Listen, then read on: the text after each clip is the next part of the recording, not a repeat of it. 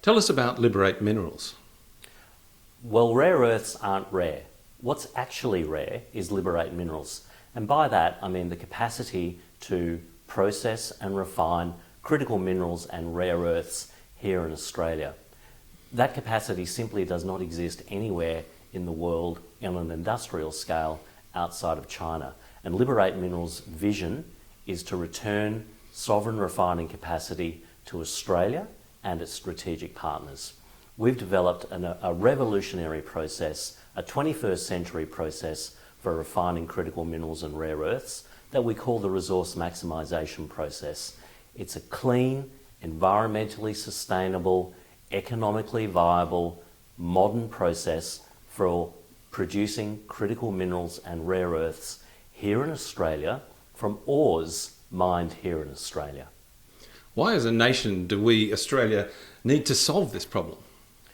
The key issue that we are all grappling with is that the majority of the world's critical minerals and rare earths are refined in one nation, China. And the problem that that creates for us is basically it's a single point of failure. If something goes wrong with those processes in China, then the world basically is going to suffer. All of the modern technologies that we rely upon on a daily basis simply will cease to exist if we can't get access to these materials. And so we need to be able to develop our own capacity here in Australia to support the requirements of our nation and of our partners. Fluorine is a complex chemical element, but effective. Why hasn't it been used in refining before though? Well, as our chief scientist likes to say, fluorine has been hiding in plain sight for nearly 150 years. Fluorine is the most reactive element on the periodic table, the most electronegative element.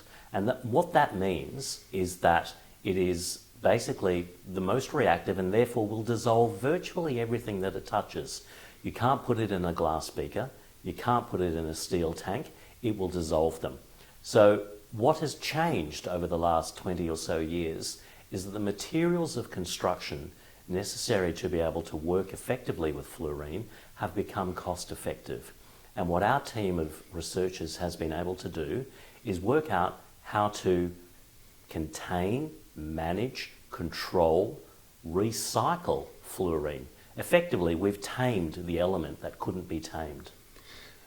It's obviously a very difficult problem though. I mean, how have you done it in a nutshell really? Well, it's come about through really decades of research, and our team has developed new techniques and new processes. Really, they've rewritten the rule book. Most of the research that had been undertaken historically on fluorine chemistry was simply wrong. And our team has discovered these errors and they've corrected for them. And now we've developed a process that really stands apart from processes currently used to refine critical minerals and rare earths. Well, what does the resource maximisation process actually produce? Well, we can produce a variety of minerals from a single ore source. So we refer to it as a whole of ore recovery solution. From a single source, one process, one plant, we're able to produce a range of critical minerals and rare earths. We're able to liberate all of the minerals that are of value in that ore source from that one ore source in one process, one plant. There really is nothing like the resource maximisation process. What about the environmental performance though? That's vital in this new age. Absolutely. For any refining process to be sustainable in this modern world, it has to be environmentally, ecologically sustainable and sound. And that's exactly what our process is. To start with, it's a closed loop process. There's no environmental discharge. There's no leakage to the atmosphere. There's no tailings.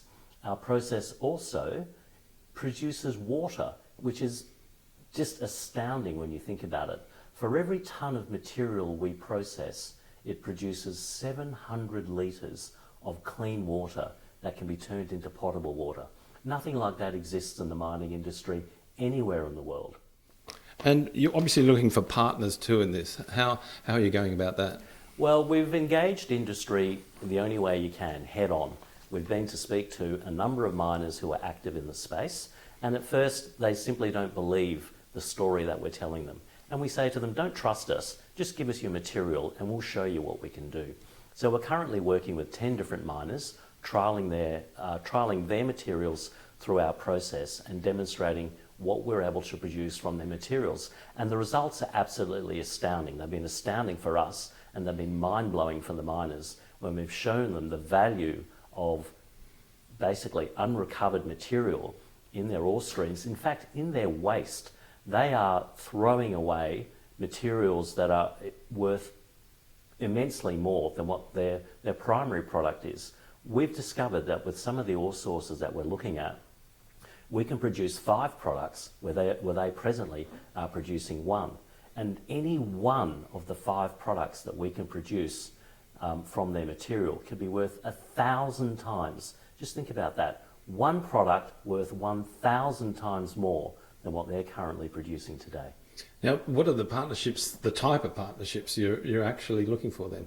Well, what we expect will happen is once we've demonstrated this with each of the miners that we're presently partnering with, they'll want to engage in a commercial conversation with us about how to access our IP to improve the economics of their projects. And that could take a number of forms. It could just simply be just a straight licensing arrangement, but what we think will actually happen is that we'll end up in joint ventures with these miners. Because what we'll be doing is we'll be taking their waste, we'll be taking a liability and turning it into an income producing asset. And we think for that we need to share in some of the upside, and I think most of them are going to agree. So we'll be looking at joint venture models as well.